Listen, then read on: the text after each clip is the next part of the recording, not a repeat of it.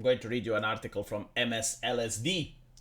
Target, Bud Light, the Dodgers, and Disney have all been backed into a corner over their support of the LGBTQ community. The strategy has conservative activists celebrating. So when you read a title like this, you should be asking yourself, why is it that if in America the overwhelming amount of corporations are supporting the LGBTQ community, why is it that these particular companies have invoked the ire of the conservatives? Because it doesn't really make any sense. I mean, do go on and tell me some companies in the United States that do not support the LGBTQ community. Like the only one that I could have named a couple of years ago was Chick-fil-A. And even that one is supporting them now. So why is it that it's just like these corporations that are invoking the ire of the conservatives? And the answer is that if you look at what they are doing, it makes a lot of sense why people are pissed off. For example, in the case of Bud Light, it wasn't the fact that they were supporting Dylan Mulvaney. No, it was the fact that the lady in charge of marketing went on and called the customers of Bud Light to be fratty and out of touch. And then they doubled down on this, and then they lied to their customers, and that is why they got boycotted. The number of people that were upset because Dylan Mulvaney went into an ad was quite small, because Dylan Mulvaney went into other corporations' ads, and that didn't end up with a boycott. And then you look at Disney. What did Disney do? Well, Disney went against the Florida legislative. Like the democratically elected people of Florida, that's the target that Disney decided to go against. They are outright saying that they're not an entertainment company, but they want to educate children. And that puts the person who would normally be willing to buy the Disney product to choose whether they want a multi-trillion-dollar for-profit corporation to educate their children or not. So what is interesting about all of these conservative boycotts is that it's grassroots. Like, there is no institution that is forcing them. You don't have a bank which is deciding to cut funding with Disney or Bud Light. You do not have politicians. You do not have parent companies or board of directors that are coming in and they're cracking down on what the companies want to do. No, it is grassroots. Now, it's interesting because the mainstream media is trying to suggest that the Daily Wire is the cause of this. So what they are saying is that normally people are just fine. Like, everyone wants to watch Disney. However, you have Ben Shapiro that is puppeteering people. He is mind controlling them over the internet, and those people now refuse to go and watch a Disney movie. That is literally what Media Matters is going with. You know, and they say that right-wingers are into conspiracy theories. Target announced today it was pulling some LGBTQ-themed items from stores following what a company spokesperson described as threats to employees over the line of Pride Month. First of all, customer feedback is not threats. Secondly, the Associated Press has tried to find any threats and they couldn't. Thirdly, even if there were some threats, you would have to then look at the percentage of people that are just giving you feedback versus how many are threatening. And then, you know, like if it's less than 5% of threats, then you can't say that 95% of people should shut the fuck up because you're getting 5% of threats, which you're not even getting. There are police officers. If someone breaks the law, then arrest them, right? I find it very interesting that in America you have, in a couple of states, the ability of people to shoplift without getting caught by the cops, and they can shoplift up to $1,000, and you don't have Target complain about that. But the moment you have like some criticism and customer feedback about some objects within Target store, all of a sudden the CEO has to make a statement. Now what's interesting is that they don't even name the objects in question, because I saw them. It was a couple of satanic t-shirts saying that Satan follows pronouns or something in those lines, right? It was an actual Satanist that produced merch. Now, I want to point out that I do not have anything against Satanist merch being sold, whatever.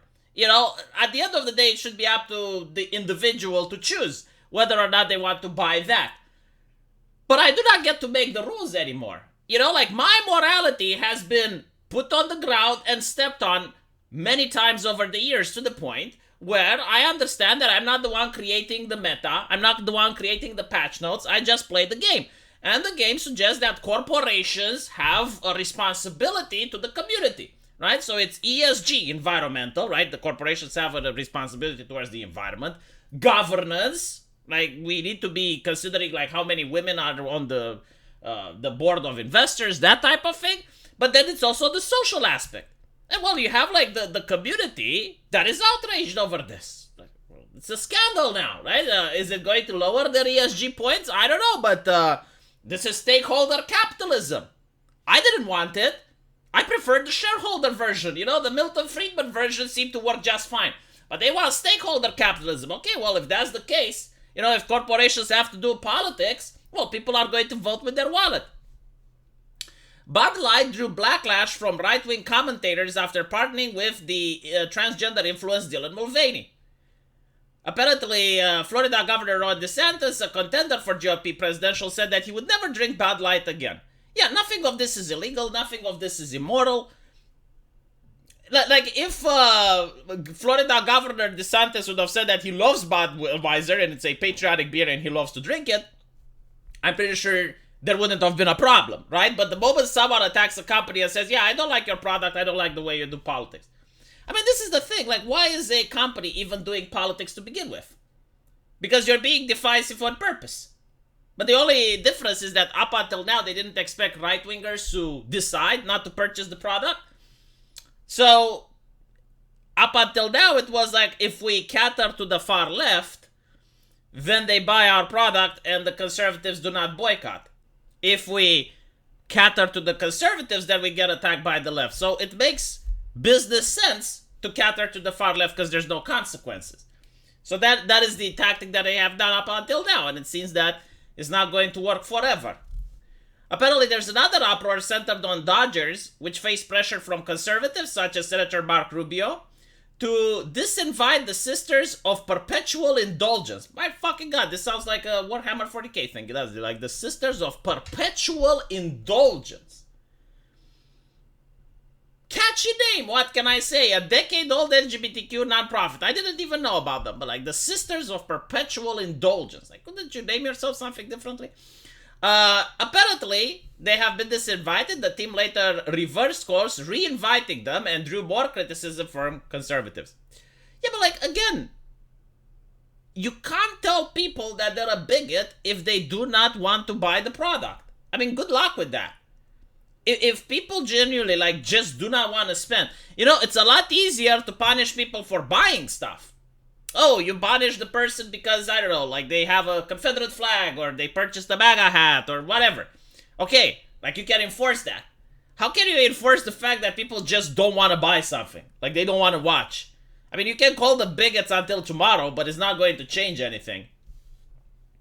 The most political battle of all concerns Disney, which has been locked in an increasingly bitter feud with DeSantis. The root of the conflict, Disney's decision under former CEO Bob Chapek, to publicly oppose Florida so-called Don't Say Gay bill. Look, you can't say gay anyway. You can't. I mean, I have gone to MMO Champion, a World of Warcraft forum, and I seen the patch notes of the latest release, and there was a member there that said, wow, that's gay, and he got banned. And that wasn't in Florida. I understand that the mods are from California, so you already can't say gay. You know, this bill is a little bit redundant in my opinion. But anyway, right, you got then Media Matters, which comes on and blames Matt Walsh and other political commentators, which is very interesting. You know, like Media Matters is like, oh, they're fighting the far right. Who's far right? Tucker Carlson. Okay, Tucker Carlson is no longer on Fox News. Now they're going after Ben Shapiro. It's almost like Media Matters just doesn't want any right-wing commentators whatsoever. Very interesting, isn't it? And what's also interesting is that when Chick-fil-A was getting attacked for donating money to the Salvation Army, all of the mainstream media and all of these people were nowhere to be found. Let me know what you guys think, and as usual, I will see you in the comment section. Take care.